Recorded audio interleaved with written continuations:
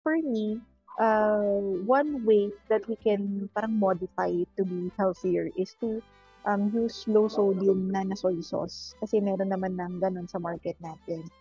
Another is kapag mahilig ka sa pork adobo, we try to shift into another leaner types of meat. So, for example, chicken na lang gagamitin natin, chicken breast, ganyan. But if you still want pork, you may cook it with the fat. Pero kapag kakainin na natin, tatanggalin natin yung layer of fat. So that's the second way. Another way is kapag adobo yung napili nating ulam, we try to incorporate still vegetables. So on the side, there's steamed bok choy or boiled pechay, ganyan. Stir-fried kangkong or stir-fried sayote tops. So aside from yung adobo natin, yung mga kare-kare din. Yan. Mga, what else?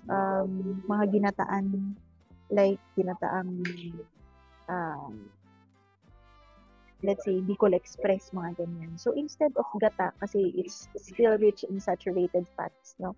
We can shift to other types of milk or dairy or cream. So, evaporated milk is lower in fat compared dun sa gata natin.